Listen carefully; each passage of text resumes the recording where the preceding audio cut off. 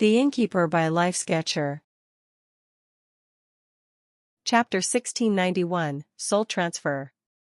Jack the Hellslayer? Tinker questioned as she looked up at the sky. She had recently met someone who could, through his words alone, cause death and destruction beyond anything she could achieve despite being at a higher cultivation. She also understood that whatever was happening in the sky was related to fairies, since she could feel her path to the heaven immortal realm become somewhat simpler. Thus, there was only one conclusion to make: she had been rescued by the disciple of Jack. Since she had learned the ultimate, forbidden art from one of Jack's disciples, did that make her a disciple by extension? Was Jack the Messiah the fairies had been waiting for all along? If so, there was only one thing left to do. Let's get jacked! Tinker roared, as if adopting a new, lifelong creed and motto. The universe was on the precipice of war. The path of order and chaos were riled up. Celestial had called the Celestial Court to an emergency session, while the Humanoid Alliance took up arms. The enemies of the Humanoid Alliance, both in the path of order and path of chaos, geared up to respond. Many other powers, too, were implicated, such as the dragons who had maintained good relations with the Humanoid Alliance. Everything could go horribly, horribly wrong at the drop of a hat. At that moment, the words written in the night sky caused a deep and deafening silence. "Who in the hell is Jack the Hellslayer?" someone asked. But he got no response. Everyone waited to see what the reaction caused by such a revelation would be. But nothing happened.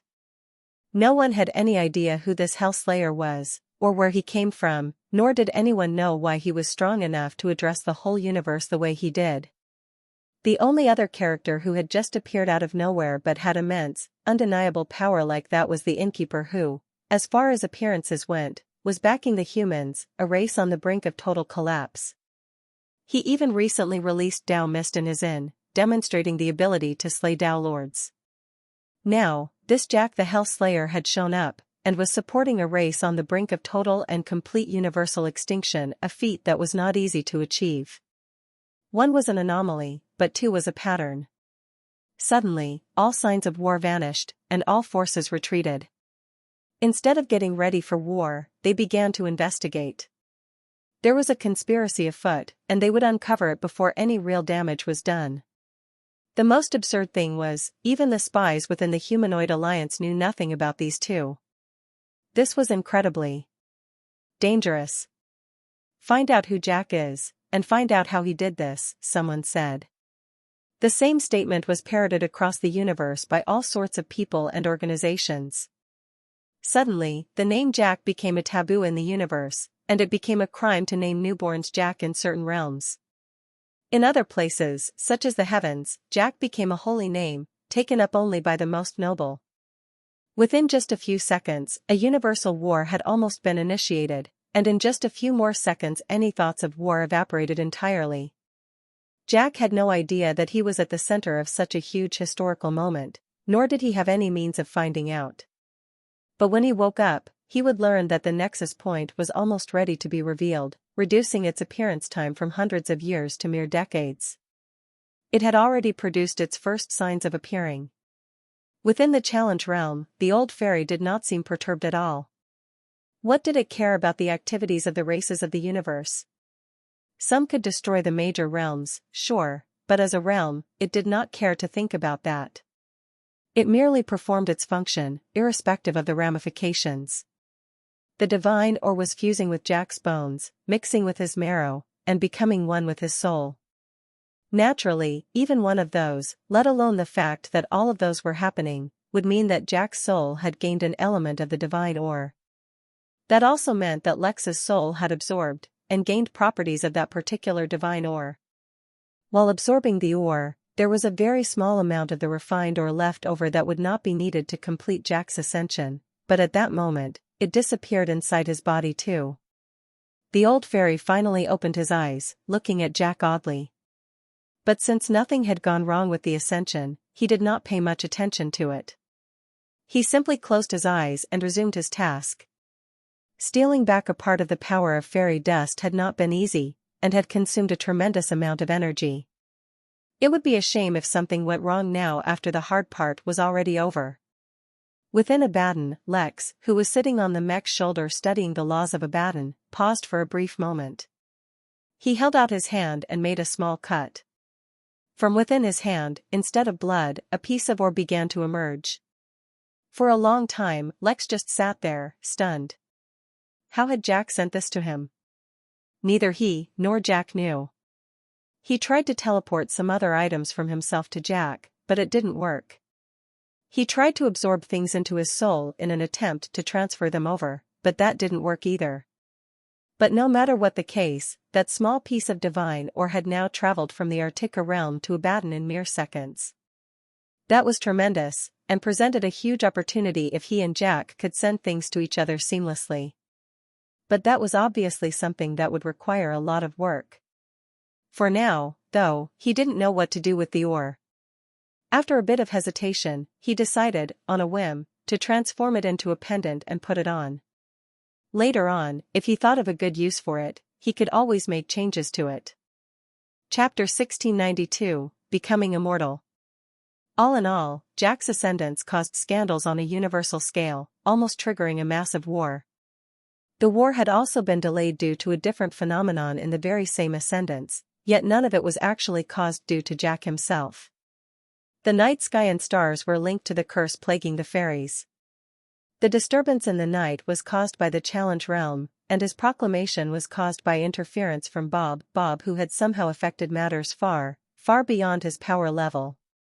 None of it was because of Jack specifically, though he was not without his own merit. After all, he had set into motion a sequence of events that would forever change the course of history. One would think that affecting the whole damn universe would be a lot harder, given its size. But it seemed that Lex and Jack just had some skill in that regard, a natural-born talent. Yet to the very end, there seemed to be no phenomenon specifically because of Jack or his actions. Someone observing objectively might find such a conclusion disappointing, considering Lex's own achievements. Yet what Jack had achieved might be vastly more significant than just causing a phenomenon. He had transmitted a solid object across the universe instantaneously. Maybe compared to nearly causing a universal war it did not seem as grand, but it was definitely far from simple.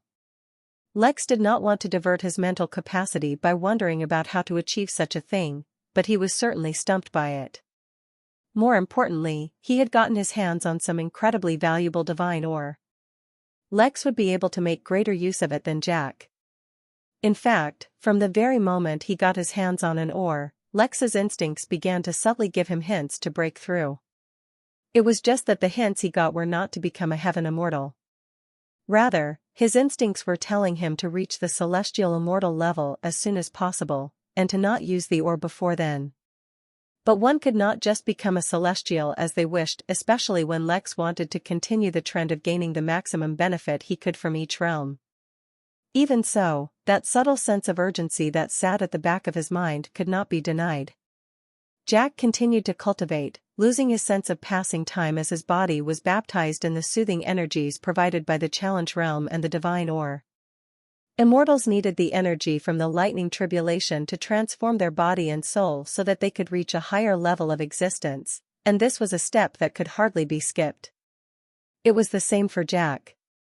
The only difference was that as clouds formed above Jack, no matter how big they got, and no matter what shape or form the lightning took, it remained within control of the challenge realm.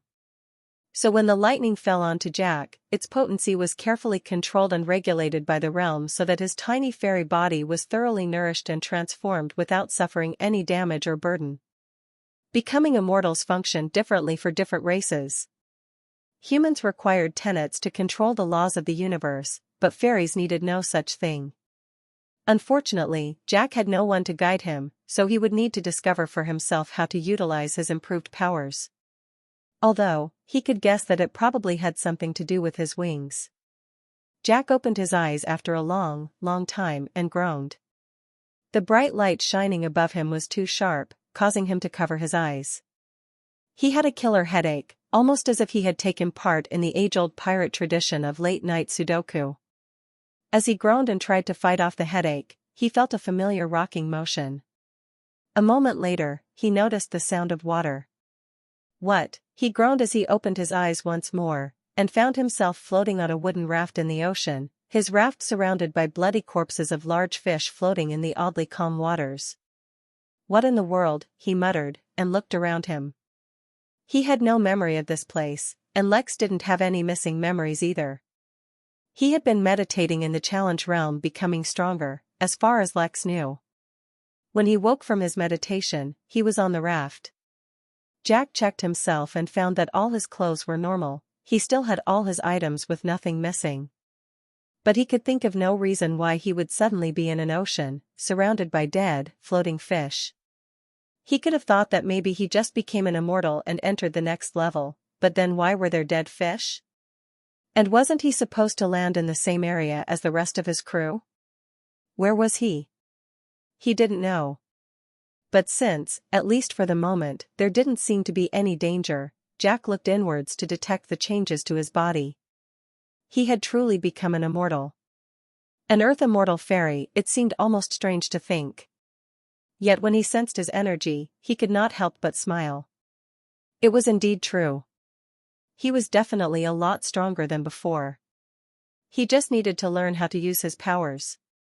Jack flapped his wings, infusing the intent to heal his headache within his fairy dust, and rainbow-colored fairy dust fell from his wings, before it began to float and surround his body. Well, that was one difference. He could control his fairy dust a lot better. But he'd be pretty disappointed if that was all. He absorbed the fairy dust and felt relief, before beginning to experiment again. Deep within the sea, the disturbance caused by Jack's fairy dust attracted some attention, and some creatures began to stir. Elsewhere in the same level, Pebbles woke up, feeling the impressive power of an immortal in his tiny hamster body, and a special gleam flashed through his eyes. With this much power, he could stuff even more treasures inside his cheeks. He was practically destined to become captain now. Chapter 1693, Neil Peasants. Bah, I know that look, Brother Pebbles, said Monk, stepping up to the hamster. Yet the bear cub was not looking at the hamster. No, the bear cub was holding up a mirror and looking at himself. He had assumed that upon becoming an earth immortal, he would finally grow a little in strength. Unfortunately, his size remained the same. Only a small patch of its fur grew longer, now giving Monk a mullet. His new hairstyle, paired with his prayer bead necklace and monk robes, made him look extremely adorable, and completely non-serious. What look? Pebbles asked defensively. The fact that his right arm now ended in a flamethrower, and his entire left leg was now a missile, made him look extremely adorable, given his tiny size. It is the look of ambition. Save yourself the trouble? Why walk onto the sizzling plate when you can merely put a steak on instead, and enjoy a nice, sizzling steak covered in mushroom sauce alongside some mashed potatoes? Such a thing can even be paired with a nice, refreshing drink? But what will ambition get you? Sweaty, that's all. Humph. I will become captain, you will see. And then, I will sleep in the big bed, Pebbles said derisively. How could a monk understand the romance of a hamster's glorious ambitions? My beard is tingling, said Longbeard, stepping out of a bright light as he exited the challenge realm. It's never done that before. I wonder what it means. If only this thing came with an instruction manual. Brother Longbeard, I read long ago that tingling is a sixth sense that warns of trouble, said Monk, though he continued to pose for the mirror in his hands. Perhaps with your increased power, you have stepped into the realm of tingling, a realm only ever mentioned in legends. We are in the lands governed by the Artica race. What trouble could there be? Pebbles asked dismissively, only to cause Longbeard to facepalm. You should not have done that, Longbeard said, shaking his head as he rolled his beard into a braid, making it easier to walk at least. What shouldn't he have done? Tiny Sparkles asked, walking out of the light. The unicorn suffering from dwarfism also seemed to have experienced a hairstyle makeover, for the hair on its neck was standing like a mohawk, and had adopted the colors of the rainbow. Little Pebbles has broken the captain's taboo. He has raised a flag, Longbeard answered, causing the unicorn to flinch. He eyed the hamster, and then the gnome braiding its beard, and didn't know whether to laugh or cry. Who would take something so absurd, so seriously? The answer was, anyone who had ever been to the folklore realm. Common sense and logic were crutches used by the weak. Superstition was the true way of things. Gather the crew immediately. We must count all heads, the unicorn said immediately. As the first mate, it had to step up. It's impossible, said Pebbles. I was the first one out, so the challenge realm told me. Due to an unexpected event in the final moments of his ascendance, the captain was sent somewhere else in this level. Ah, the prelude to trouble, Longbeard said, as if acknowledging the situation. Stop saying stuff like that, Tiny Sparkles admonished. You're making it worse. Just gather everyone else. We'll wait here for the captain to find us. It'll be easier for him to find us than for us to find him. At that exact moment, Bob stepped out of a bright light as well, looking no different than before. He was even sucking on the same, sour-flavored jawbreaker. Shortly after, Ollie also flew out of the light. Only the shadow talon now had an ear-piercing and streak-on white hair starting from above its eye and going behind its head. The crew was almost complete, with only Goldilocks and the crystal alligator missing, yet no matter how long the crew waited, they never came. This is troublesome, said Tiny Sparkles. Why is it taking so long? Did they fail their trial, or is their ascension somehow special? To say that the two of them were special wouldn't be a stretch, but the crew began to feel like something was amiss. As if to answer their questions, a mysterious figure appeared, shrouded in shadow. But his silhouette was clearly visible, making it easy for the others to identify him. Quack, said the duck wearing a trenchcoat and a fedora, his voice deep and rugged, like a veteran who had seen too much. Goldilocks stepped out of the shadow, a stubble growing on its golden face, and deep-set eyes that had seen too little sleep, and too much late-night TV. What do you mean? Tiny Sparkles asked. Quack, Goldilocks said again, and turned around, his trench coat flapping in the air as he did. The crew, all wearing angry and serious expressions, followed along. Pebbles even turned on the flamethrower, and activated his leg missile, ready to prove that he would make a worthy captain. Let me do the talking once we get there, Tiny Sparkles said to the group, but he stared specifically towards Bob. There was a trace of dread within his eyes, as he had a realization. Sealing Bob's mouth would no longer work. The mischievous deity could not speak, no, he could probably orate through his spirit sense, turning it into a real voice that could resonate through the land. It would be much harder to contain him now. Perhaps only the captain could do that. Shortly after, the group arrived at a large stadium. Since they had teleported inside a city upon completing their ascension, it was not unusual to encounter such a scene. What was unusual, however, was the sight of the crystal alligator alone in the center of the stadium, a collar, around his neck, tied to a chain that was linked to a massive pillar.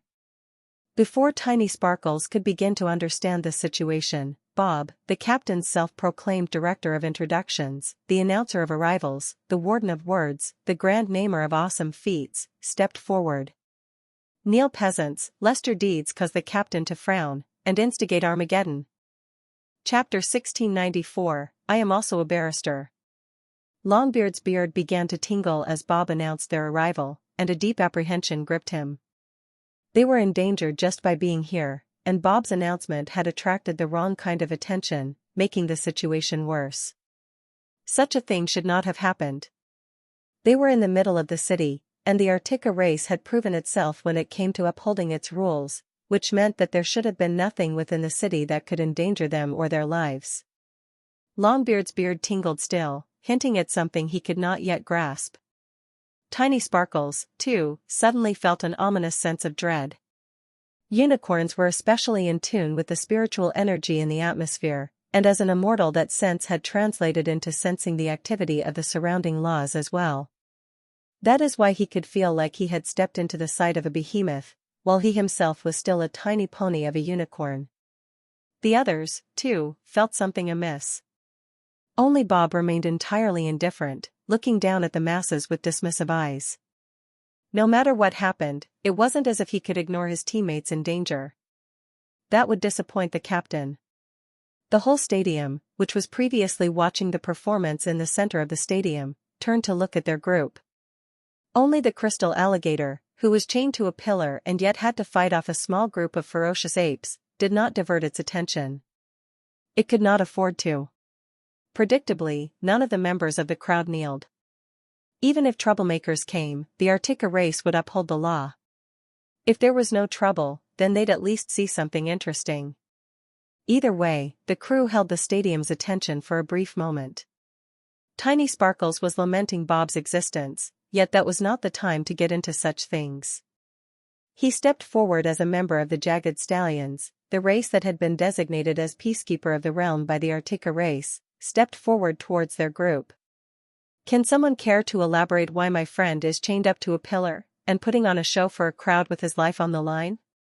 Tiny Sparkles asked, his deep voice booming and filled with clear aggression.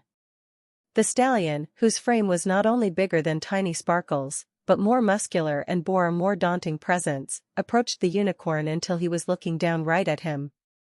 All participants in the stadium activities have signed a disclaimer stating that they volunteer to participate, and they take responsibility for all accidents and injuries. Worry not, we have great health insurance. As long as no one dies, we can help them recover. Though the stallion was a celestial immortal, as was obvious from his aura, none of the crew actually backed off from his intimidating aura.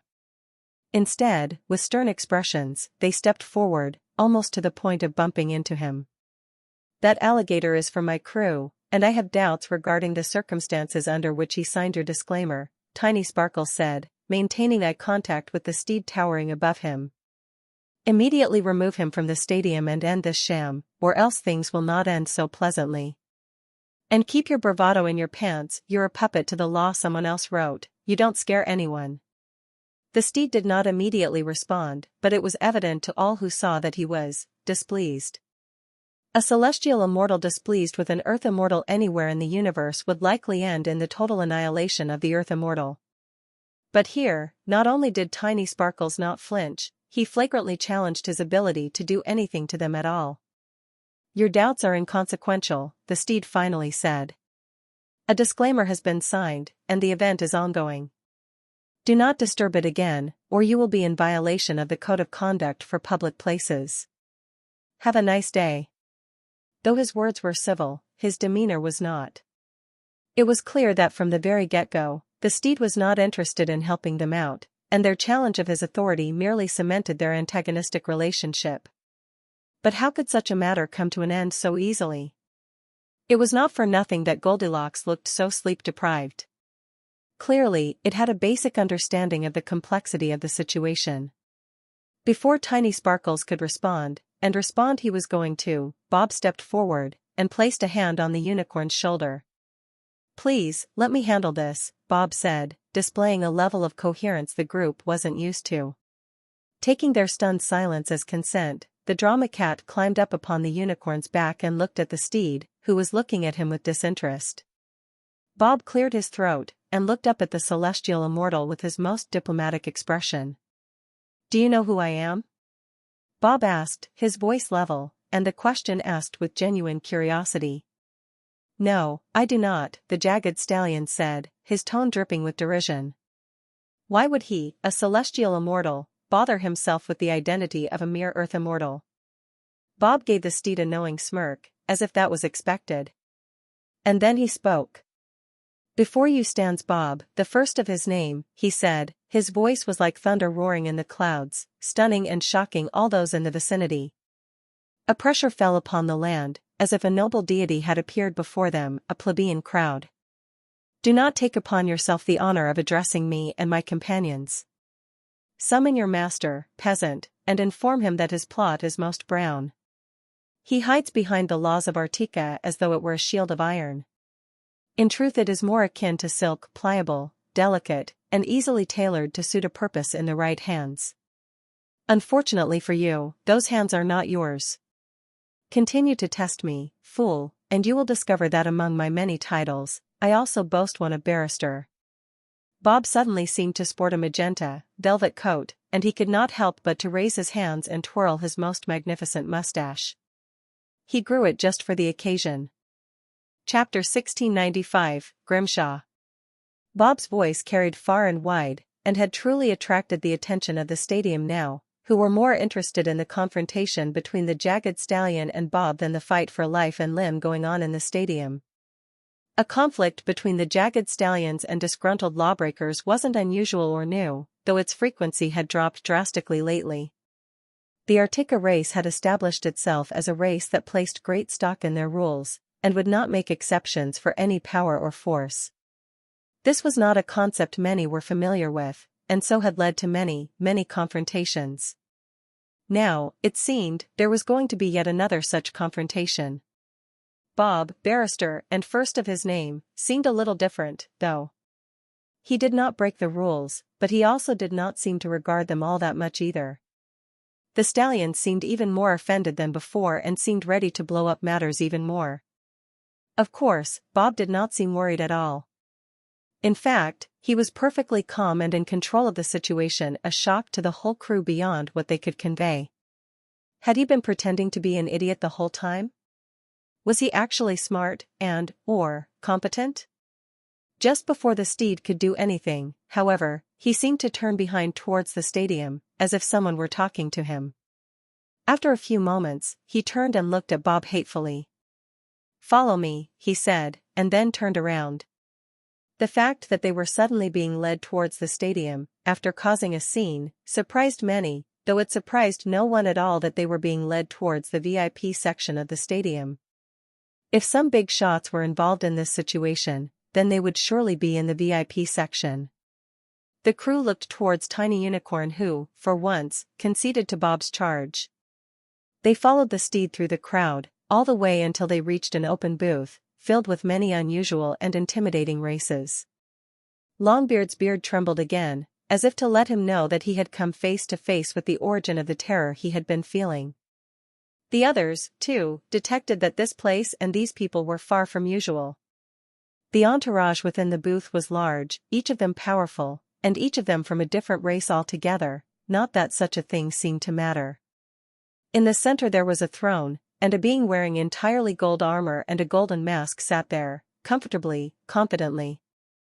"Bob, first of his name, it is an honor to meet you," the being said, turning from his throne to look back at them. He even removed his mask to reveal his smiling face. "You may call me Grimshaw.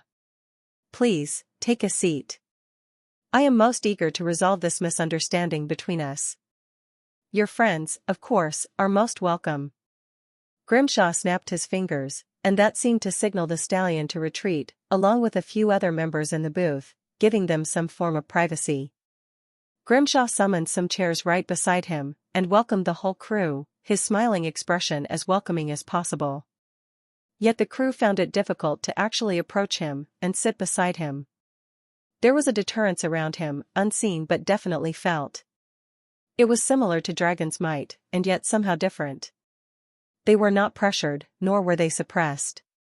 It was simply that in Grimshaw's presence, they did not feel as though they were worthy to sit beside him. In fact, they did not even seem worthy to exist within his line of sight. The sensation was unusual and powerful. Within Artica, at least within the cities, it was strictly forbidden to suppress others with their auras. That is also why the whole crew had no problem standing up to the steed. Yet Grimshaw did not oppress, nor did he use his aura. It was as if his existence itself demanded such distinction. Of course, the crew was not ordinary either, and among them there were a few who were not bothered by that unusual feeling. One of them, naturally, was Bob. Another was Goldilocks. The rest, despite their will, were even unable to step foot within the booth as if they felt deep within their cores that they were unworthy. Grimshaw himself never made any moves to suppress the group, and instead he remained quite cordial not only in his words, but his demeanor as well. Since Tiny Sparkles seemed unable to proceed, Bob stepped down and deigned to grace the booth with the honor of a personal walk from him, followed closely by a wary Goldilocks. The drama cat sat right beside Grimshaw, twirling his mustache, and looked up at the much larger being. You may elaborate, Bob said, displaying in full force his regal disposition. It was not for nothing that he was worshipped by the entire drama cat race, as well as the boblings who seemed to have not emerged from the trial. Or they did, and were transported elsewhere, not that it mattered. How gracious of you, Grimshaw said with a chuckle, not even a hint of sarcasm present in his voice. The story is not too complex. You see, a short while ago I sensed the arrival of a unique being on this level. I happened to be in the vicinity, so I went over and took a look, only to find your friend the alligator. That's crystal alligator to you, Bob corrected. Yes, of course. Like I was saying, I stumbled upon crystal alligator, and was immediately attracted to the mystery of its existence. Now, the slavery laws of the Arctica realm are strict and far too complex, in my opinion, so I merely asked the crystal alligator if it was willing to be my slave. In my humble opinion, it is a most gracious offer. I think your friends would also agree. Say, what do you guys think? If I offered you the opportunity to volunteer to be my slave, would you take it? Or would you reject such an offer? Suddenly, the members of the crew besides Bob and Goldilocks were hit by the strangest sensation. They felt honored. They felt like it would be an honor, not only to them but their entire race if they were to become Grimshaw's slave. This was not some kind of trick or compulsion enacted by Grimshaw himself. It was merely the natural order of things. Yet exactly because it was not compulsion, they were not forced. Though they felt like it would be a great honor to become a slave, they also retained the basic logic that governed their life so far, the very one that told them that becoming a slave wasn't a good thing, and that they shouldn't want it regardless of how excellent an opportunity it seemed. It is most certainly a tempting offer, Longbeard finally said, unable to hold on any longer. Chapter 1696, Your penance will not be slight. Of course it's a good offer, little fella, Grimshaw said encouragingly, and then turned to look at Bob with an expression of I told you so. Yet something entirely unexpected happened when I made that offer to the crystal alligator. He just up and rejected the offer almost as if it was offensive somehow. Grimshaw shook his head, wearing a bewildered expression, as if he could not fathom why such a thing had happened. Although the alligator refused to elaborate on why it refused my perfectly reasonable offer to accept it as my slave, I did not take it to heart. If it's meant to be, it'll be. Yet I didn't feel right about just giving up either. So I requested the crystal alligator to make a bet with me. Since I made a request, he naturally obliged. Tiny Sparkles struggled to hold on to its rationality as he heard Grimshaw talk more and more. He was ashamed to admit, but he had a feeling that if Grimshaw made a request of him, Tiny Sparkles would find it impossible to reject. If this was not compulsion, he was not sure what would count as compulsion. Yet, due to how his horn had evolved, Tiny Sparkles knew that Grimshaw was purposefully trying to sway them at all. It was just as if it was inconceivable not to do what the pretty boy wanted. Perchance, would you elaborate on your request? Bob asked, speaking with Grimshaw as if they were having the most normal conversation ever. In fact, the only other person who Bob came even slightly close to talking normally with was their captain, so to see the same level of respect granted was a big shocker for everyone. Then again, there was no doubt that Grimshaw, whoever or whatever he was far from ordinary as one can be. Of course. I asked him to compete in the stadium. If he wins, then I will reward him with the opportunity to become a servant rather than a slave. Naturally, he can still reject that proposal, it is completely up to him, I will not coerce him. If he loses, then he will have his freedom, and I will bury his corpse in a fine graveyard. As he spoke, Grimshaw did not seem sadistic at all, nor did he seem like he was purposefully torturing the alligator, or putting it in a difficult situation. He seemed to genuinely believe that he was being a stand-up guy, which is what made his actions so much more terrifying. That fact that almost no one seemed to be able to resist him made it all that much worse. Even the jagged stallion, who was supposed to be an agent working for the Arctica race, seemed to act subserviently towards him, from what the group saw. They looked towards the center of the stadium, and what they saw was not pretty. The crystal alligator was fighting off countless enemies, and his crystallization seemed not as effective as it used to be. His own body was covered in numerous cracks, showing how much damage he had already taken. Clearly, the many advantages it had against mortals hadn't fully translated yet now that he was an immortal. He probably didn't even know the full capacity of his own abilities yet, and he was fighting for his life, literally. Bob turned back and looked at Grimshaw, who was smiling politely, and spoke with a level tone. Grimshaw, as one who lacks all titles alongside your name, it is not surprising that you have indubitably made a grave mistake in your judgment of this matter. Grimshaw shifted slightly in his seat, both intrigued and amused by Bob's statement. Oh? Please enlighten me as to how I have made a mistake. It is not an experience I am familiar with. Bob looked up into his eyes. The crystal alligator is a part of our crew, and is legally bound to us up until a time that he is relieved of his position, or until he formally resigns. Whether you make a request of him, or make a bet, or give him an offer, all of them are pointless because you cannot enter into a new, binding legal agreement with him. Grimshaw showed an enlightened expression, as if he had realized his mistake. In that case, why don't you just give me permission to take him off your hands and allow him to leave your crew? Problem solved. It was a simple question, but Tiny Sparkles, the first mate, suddenly felt like he was unable to come up with a good reason to reject him. If he spoke, he would relieve the alligator of his position as a crew member, so he did not speak at all. Despite whatever feelings that filled him, he understood what should and shouldn't be done. They had all come here in the mood for a confrontation, but the trouble they had found themselves in was beyond anything they could have expected, or even knew how to handle. For once, it seemed that Bob had proved his ability to speak anywhere and everywhere useful. It was likely that without him, they would all have become slaves. The truth was, as the first of his race, and first of his name, a mythical being that was worshipped as a deity, Bob was extremely powerful, and special. It was just that most days, the crew did not realize it. It is not so simple to remedy your mistakes, foolish child, for before you can begin to fix the issue, you must face our captain, and seek forgiveness for crossing his crew. Whether you acted knowingly or unknowingly, you have committed a sin by trying to poach a crew member, and a greater sin by causing the crystal alligator to come into harm's way. Your penance will not be simple. Instead of being offended by Bob's words, Grimshaw only smiled even wider. He closed his eyes and took a deep whiff of the air, as if picking up on the subtlest of scents. Your captain, he is a fairy, is he not? One of the basest, lowest races in existence? Are you so sure that he can stand in my presence, and not immediately kneel from the sheer honor of such a thing? Chapter 1697, I Didn't Kill Your Pets. His clear disdain for a fairy was the first time Grimshaw actually displayed any kind of negative emotion at all. Even then, he was not entirely dismissive of it, nor did he excessively degrade fairies. Instead, he, in his own way, asked Bob if a fairy could tolerate the influence of his presence. Besides Bob, Grimshaw did not seem to treat the others in the crew as being anywhere near his equal. That was likely why he did not even react negatively to how Bob repeatedly insulted him.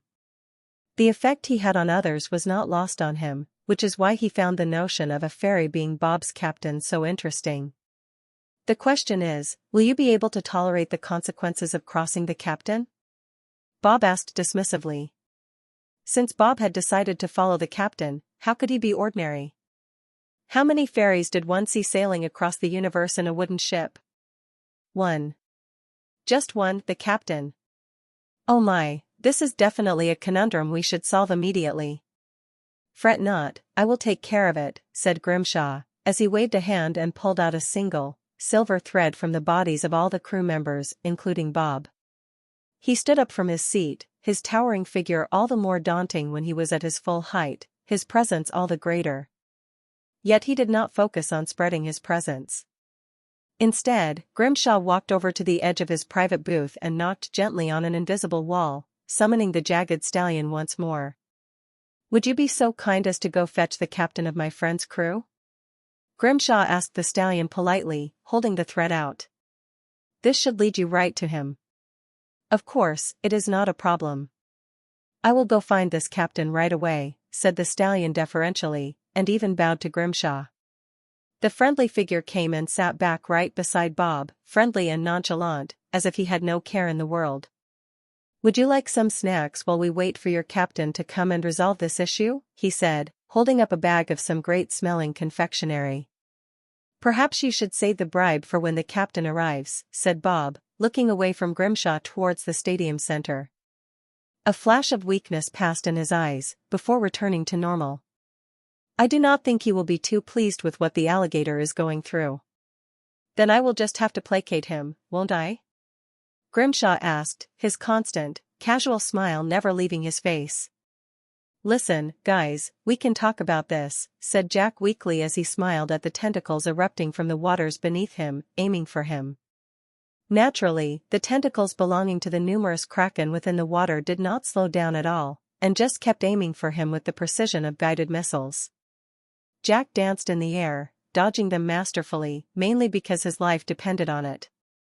"I really need to lodge a complaint with the Artica race," Jack muttered to himself as he barely kept himself from getting skewered. "What kind of expo is this?"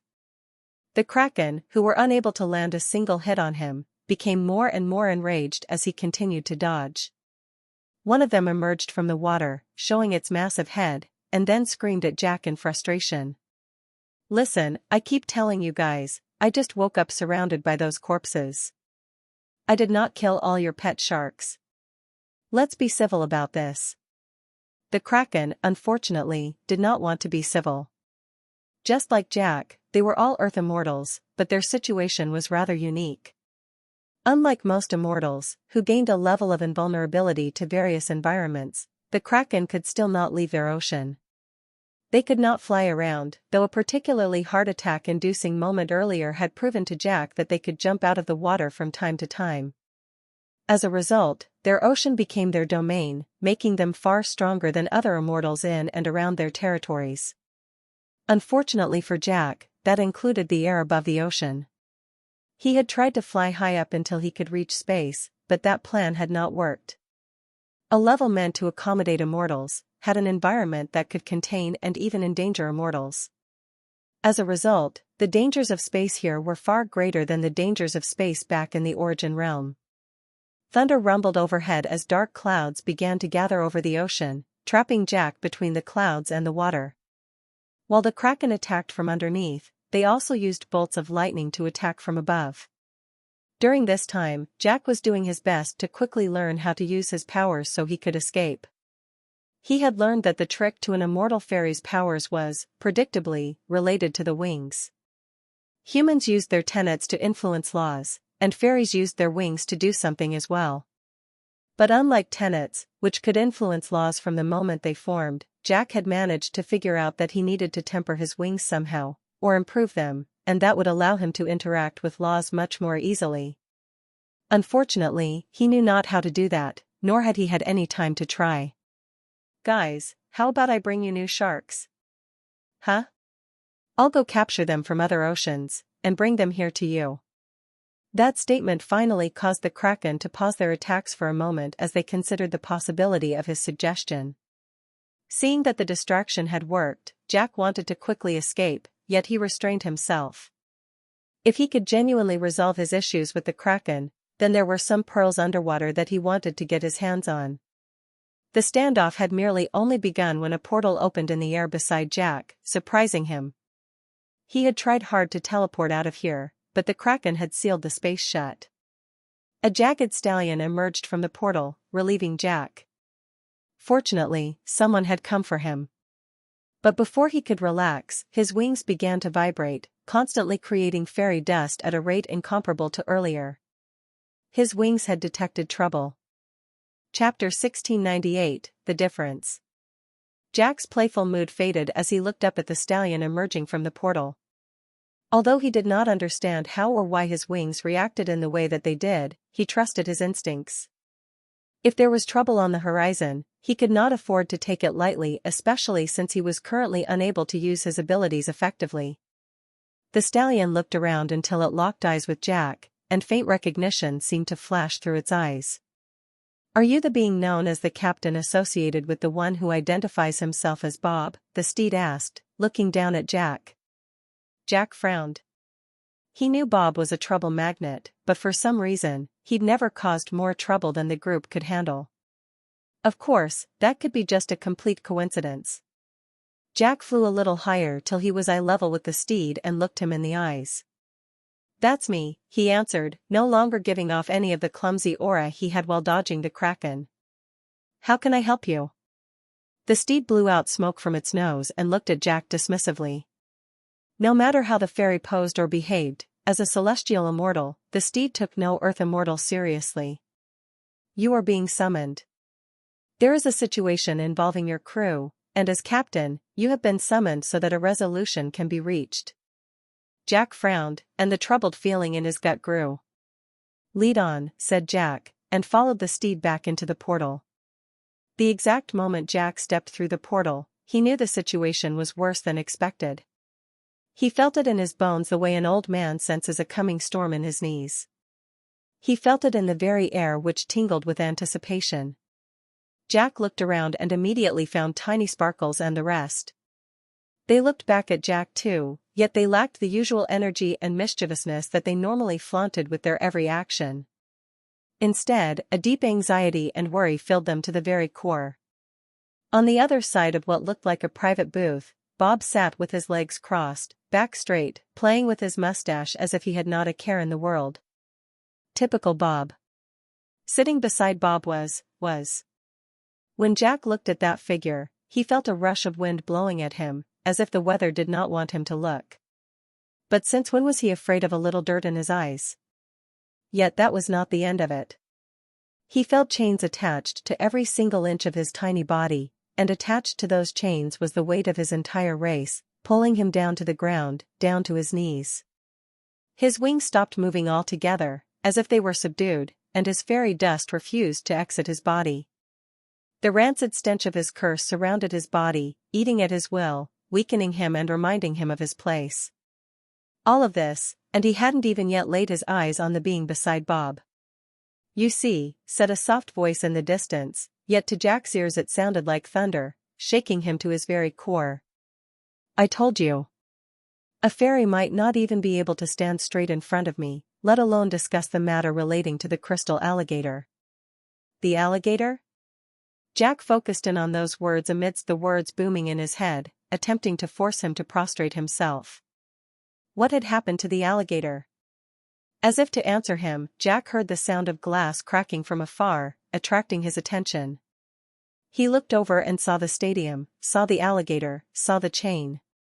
More than anything, Jack saw how the alligator was limping because one of its legs was covered in cracks, almost ready to break. Though the universe itself seemed to be pushing him to his knees in front of that mysterious being beside Bob, nothing hit him harder than that sight. No matter how mischievous the alligator was, or how strong, or how special, it did not change that he was a baby. Jack had collected him from the midnight realm, where the leaking energy from the egg was turning the realm itself into crystal. Since the egg had hatched, the alligator had been with Jack, and they had no shortage of memories together. Watching the alligator limp now, Jack was instantly filled with the anger that often Lex erupted with. The difference was that, though Jack and Lex were one and the same, they simultaneously were different. Lex was a human and Jack was a fairy. Lex had the system and Jack had nothing. Lex had cultivated carefully and for a long time, and though Jack had cultivated too, his experiences weren't nearly as crazy or unique as Lex. The white rage filled Jack's head. At this moment, he could not conjure up any of his power. Sheer anger, no matter how great, could not force his wings to bat. Rage could not lift the weight of the fairy's position on the cosmic ascendant spectrum, which was pushing him down. Anger did not magically make him stronger, and there was no secret, powerful system for Jack to rely on. Jack's body started to tremble, though he could not tell if it was the anger taking over, or the instincts of subservience and fear forcefully ingrained in his race. Jack kept staring at the alligator and kept trying to summon his power, summon his fairy dust, kept trying to make his wings flap. But, perhaps for the first time, Jack was faced with the reality of life without a system.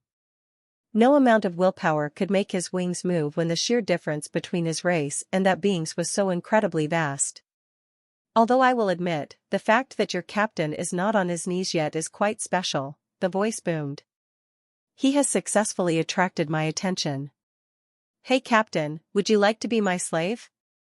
Jack's body began to tremble even harder as his eyes reddened. He had not heard that being's words, whatever they were. Instead, he only heard the alligator's whimper. A faint, green hue began to appear. Chapter 1699, The Leader of a Race. There was nothing quite as depressing and frustrating as your own body failing you. Jack had a body far stronger than any fairy his level. In fact, he could confidently say that he probably had the strongest body of any living fairy in the universe. Yet today, it had failed him, and was reduced to a trembling mess. Once, Lex had been supremely impressed by the versatility of the fairy's powers. They had far surpassed what Lex had available to him as a human. Yet in exchange for such an amazing power, fairies lacked the extreme adaptability of humans, which is also one of the reasons Jack hadn't been able to grow as strong as Lex. The fact that the fairy race was cursed was an entirely separate issue that wasn't even being considered in this equation. The fact was that, in this critical moment, his body failed him, his wings failed him, and he was dragged down by the decline of his entire race. If it weren't for Jack's extreme willpower, he would have already been brought to his knees. But while that will kept him standing, it could not help him surpass the vast difference between him and the being sitting in front of him. Jack searched anywhere and everywhere in his body for something, anything, that he could use at that moment. No matter what the universe said, no matter how weak he was, no matter how difficult the situation seemed, he was not resigned to just watching the alligator suffer. Its wounded leg was curled up against its body and it whimpered as it tried to keep fighting, but clearly it was no longer able to fight. He has successfully attracted my attention. Hey captain, would you like to be my slave? Grimshaw asked, his words asking a question but his intention a command. Jack felt it, the universe. It acknowledged the intention, and was morphing his mind to make it happen. That's when a flash of clarity shot through the rage in Jack's mind and he remembered the universe. The stupid, biased, accursed universe. It was always present, it was always watching, always acknowledging. I swear. He said in his heart, but Jack did not need to complete the words when green light in the shape of pentagons began to rise out of his body. Lex and Jack were different, but they were also one. The oath made by one stood equally true for the other, and so the power of a paladin was shared equally between the two. Everything else had failed, but the power granted to him for completing impossible tasks, for his own faith in his oath, stayed. So long as he stayed true to his oath, this power would never leave him. Incidentally, his oath was a selfish one about protecting those close to him, and those he cared about. In this instance, the very reason he needed power was to save someone he cared about, so it worked out perfectly. The chains of the cosmic ascendance spectrum, the weight of the curse, the inevitability of fate, all failed to hold Jack down as he zoomed from the private booth all the way down to the stadium, in the blink of an eye. Legend said that when David Paladin stood against demons, defending his town, he used a broken pillar as his sword. History would remember that when Jack broke into the stadium, breaking the laws governing the city, he smashed the pillar that chained the alligator himself, and used it as his sword. Don't worry, little guy, Jack said to the alligator whose body was bigger than Jack's. I'm here now. It'll be okay. The alligator was stunned, confused, but when it heard that familiar sound, deep relief flooded into its body. The crowd in the stadium was equally stunned, but even more excited. They loved it when someone broke the rules. The Artica race was not lenient, even to its own guests. I told the peasants to kneel and not anger the captain, but no one ever listens to me, Bob muttered to himself.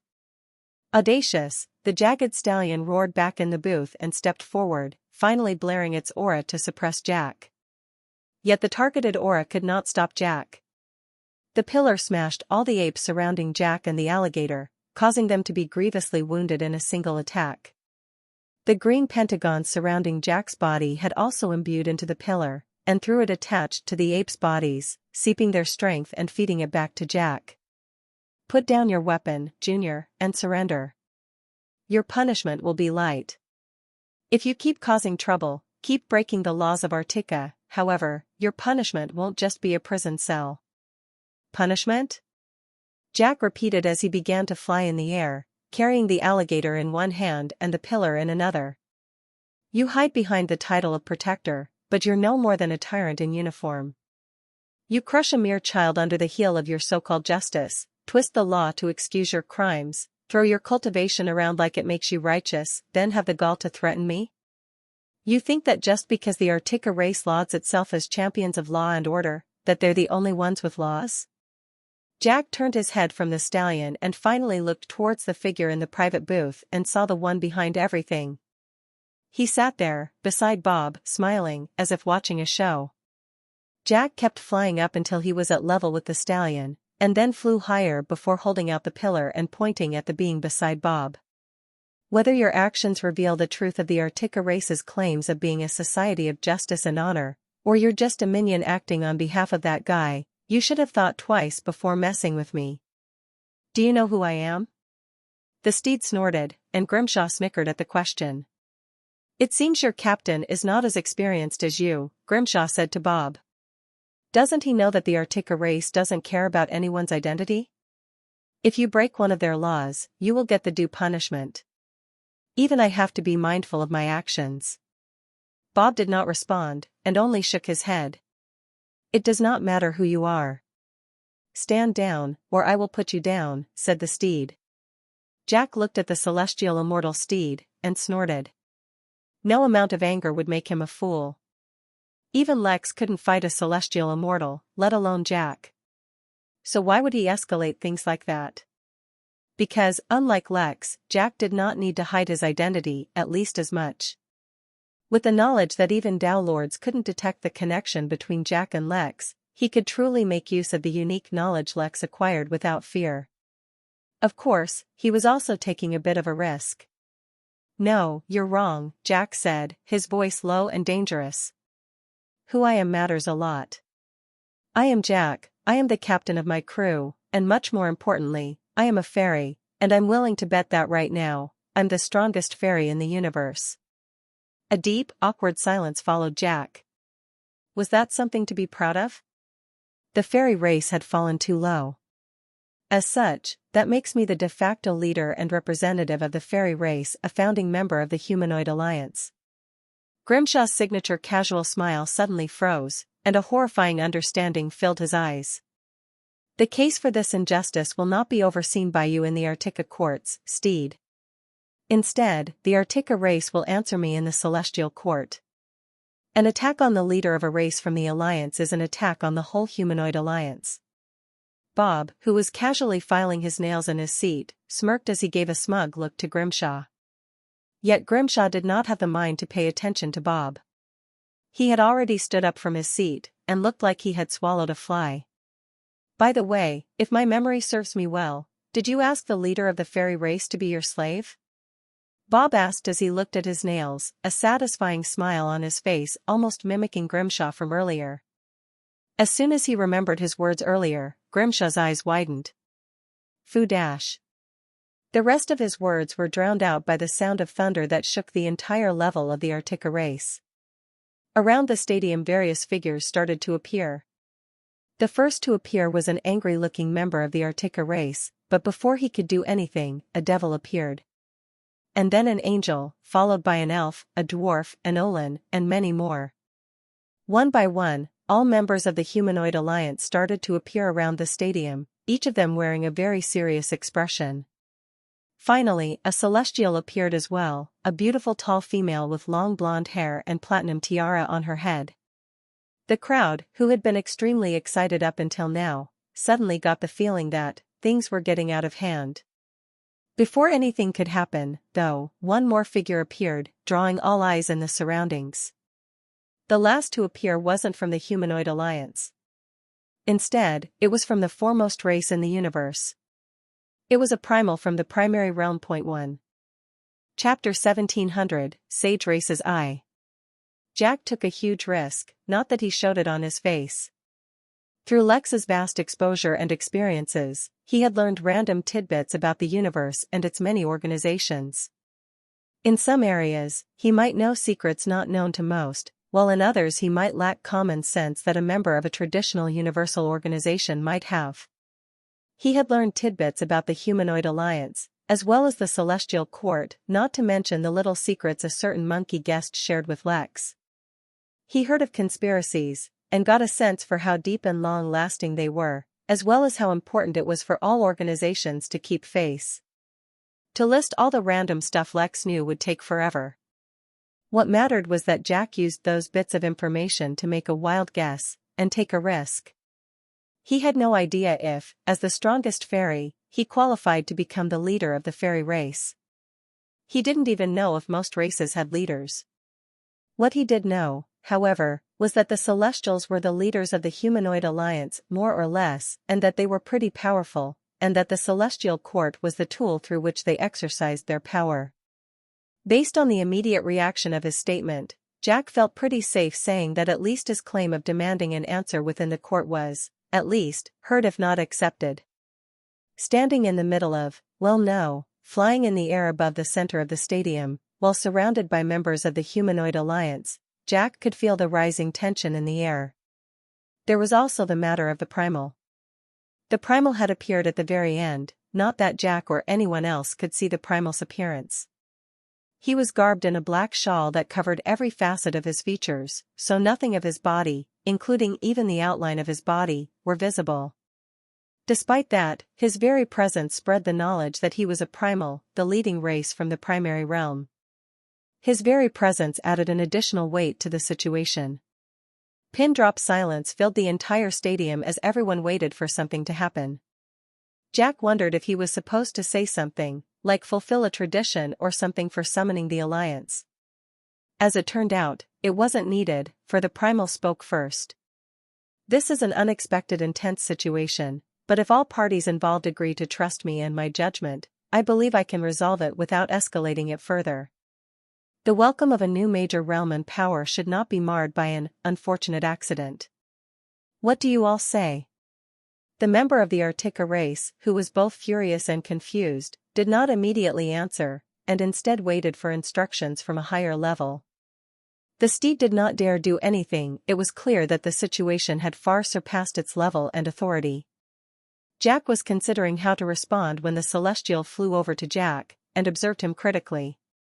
"You said your name is Jack," she asked, her voice as sweet as honey and as fresh as vanilla. "Yes," Jack answered. "Any relation to Jack the Hellslayer?" she continued to ask. "Never heard of him," Jack answered truthfully. The Celestial nodded, almost seeming both disappointed as well as relieved. "Would you trust me to make a judgment on your behalf of the current situation? I believe I am better equipped to determine the appropriate response and steps in the given political climate." Jack did not immediately answer. Instead, he addressed his own concerns first. "That depends. What kind of judgment will you make? Is your priority to make this situation go away, or to redress my grievances? I've had this little fellow with me since he hatched, and I've never let him suffer like this, yet not only did some freak try to enslave him, he turned him into a show for the whole realm to watch." The Celestial raised an eyebrow out of curiosity. "Jack, I hope you realize that you have not actually been confirmed as the leader of the fairies. Your actions of calling upon the collective power of the humanoid alliance is not only not warranted, it has repercussions far greater than you realize.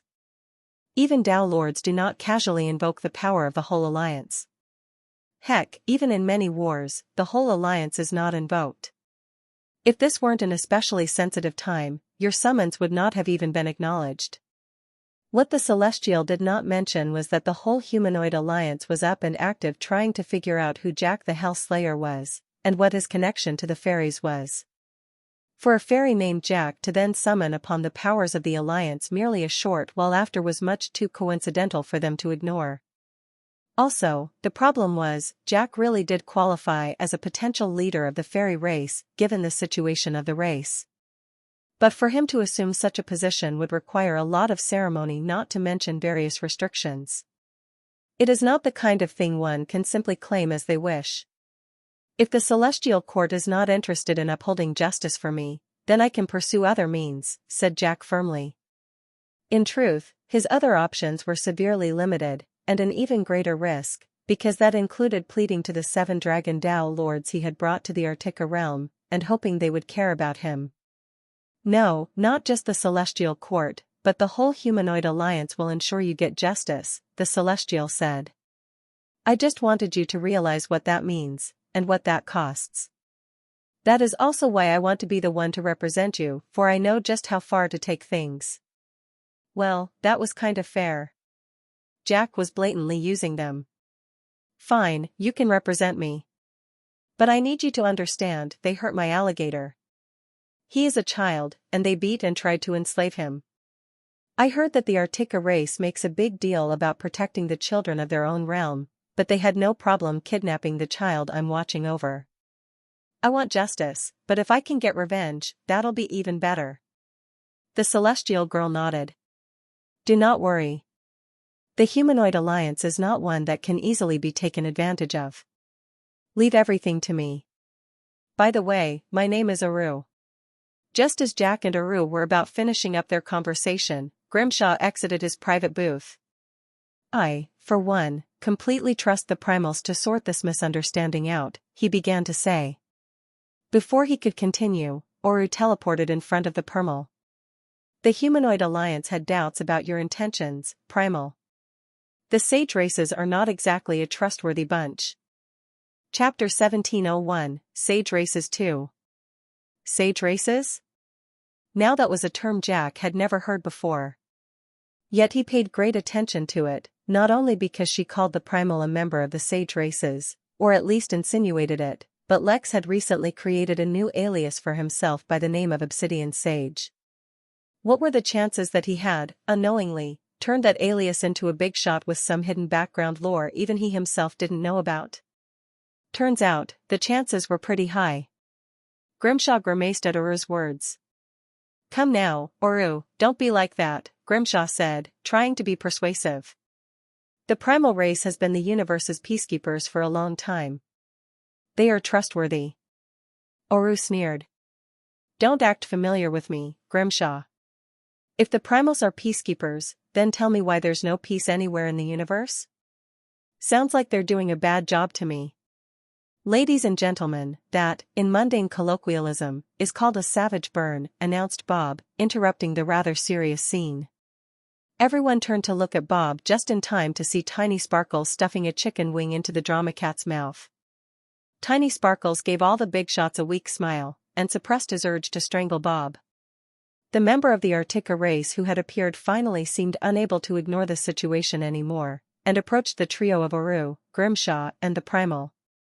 Dear guests, while the Artica race is normally very accommodating within the limits of their established boundaries, there is a limit to our accommodation, the bird said angrily.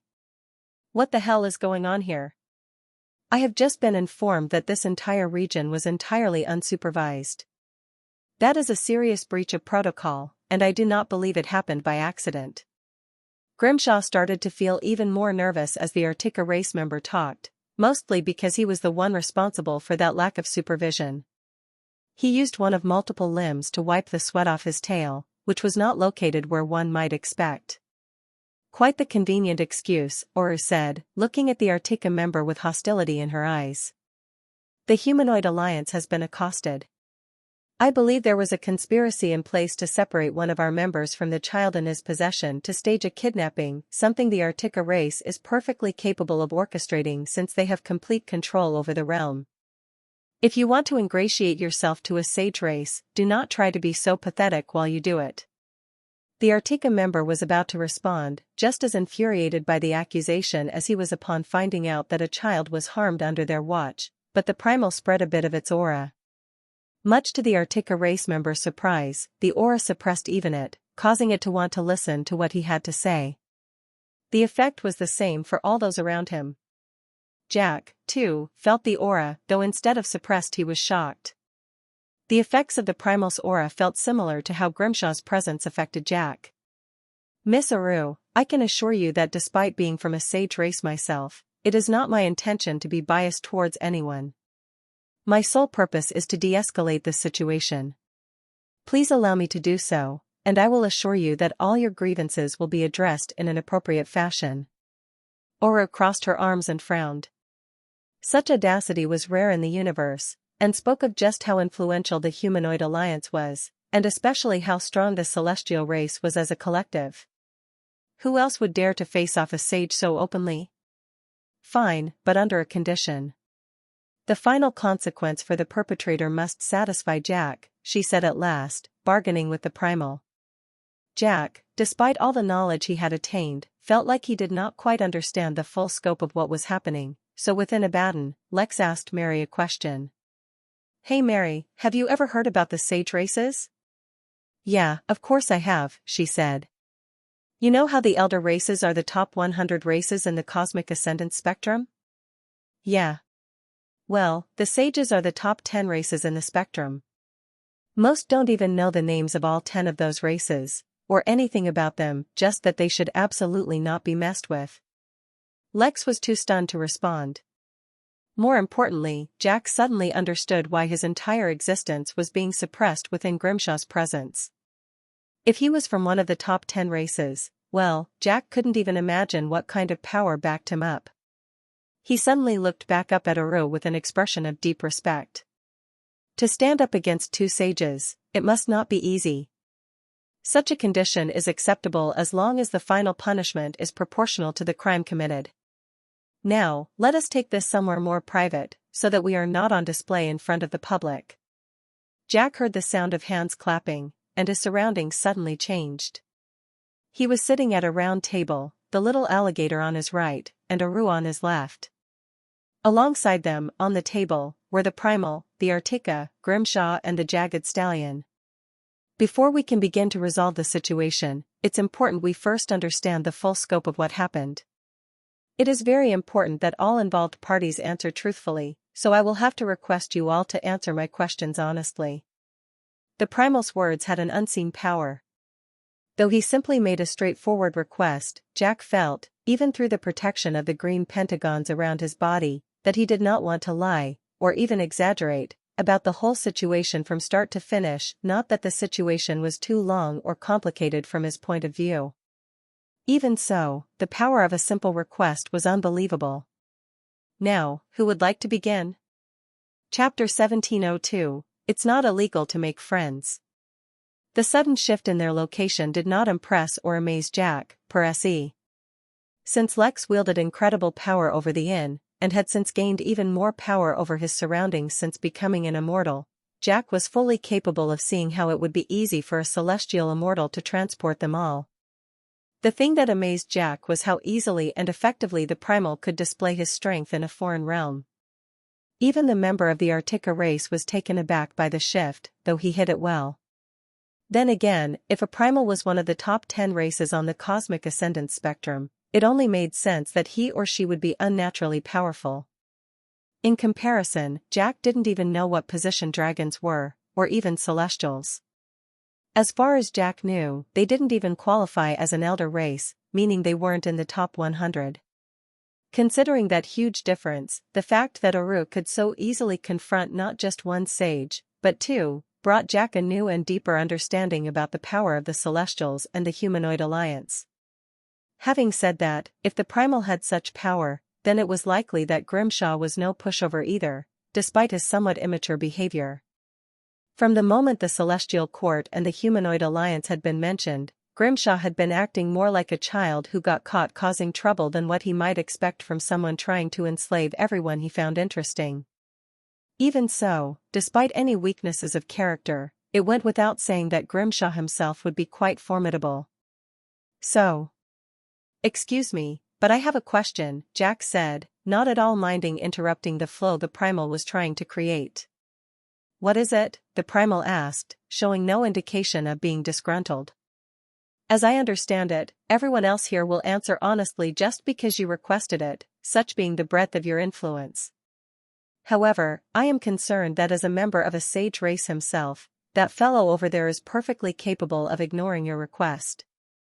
Jack did not hesitate in pointing towards Grimshaw as he spoke. There was no point in being polite now, they'd already established a hostile relationship. Or so Jack thought.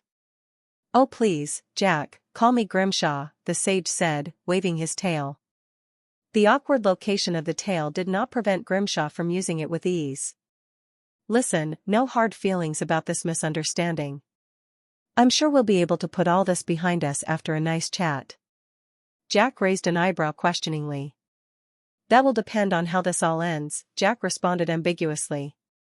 Grimshaw only chuckled. To answer your question, Jack, I will, of course, answer honestly, even if I'm not forced to. But, to ease the minds of those who don't trust in the strength of one's character, the primals possess special powers which allow them to serve as the arbiters of the universe. It is not without reason that they are considered the peacekeepers of the universe, as well as the notaries and mediators. They have quite the reputation. Jack turned towards Aurora questioningly, and the celestial reluctantly nodded. It's true they do have such powers, she elaborated. But who is to hold primals up to standard? If you let your guard down, you may discover that the mediators and arbiters have agendas of their own. Miss Aru, who in this universe exists without their own agenda, asked the primal, not at all offended by her statement. Only the dead. But rest assured, my sole agenda today is to prevent any more chaos and upheaval. We are doing our best to make the transition between eras as peaceful as possible. Regardless, today's process must start somewhere, Aru said. As the person at the core of everything, why don't we allow Grimshaw to elaborate on events from his own point of view first? Grimshaw smiled, and did not hesitate to retell the same story he told Bob, which answered some questions but. Why do you have a Jagger stallion serving at your beck and call? The Artika asked, looking at Grimshaw with great hostility. The reason why the laws were so strict in their realm was because not all races felt the way about things as the Artika did. It was okay for everyone to have differences, as long as they stayed within the limits as prescribed by their laws. Crossing them, however. You also didn't mention why that region of the realm was cut off from supervision. Grimshaw gave the Artika a smile as if he had been caught doing something naughty. Oh, alright, you caught me. I'm here on vacation, and who wants to be snooped on in their private time?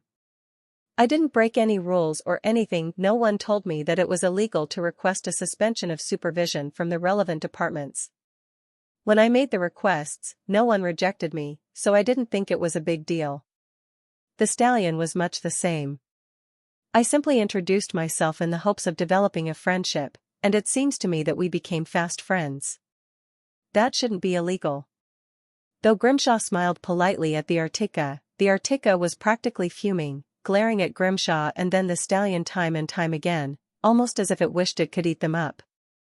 The story is far from finished, Aru said, stepping in again. How about we hear the events from the mouth of the victim? Everyone turned towards the alligator who was cuddled up right next to Jack, feeling uncomfortable in the foreign environment. His arm had naturally been healed. It hadn't even been any effort at all for the primal to restore him to the peak of his health.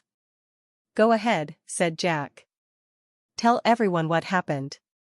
Don't worry about anything, I'm right here. The alligator looked deeply at Jack, and then began to tell the story. Well, Goldilocks wandered off again, and since no one else was around, I had to go make sure he didn't do anything bad, began the alligator. He'd been acting weird ever since he got that trench coat, so I was worried.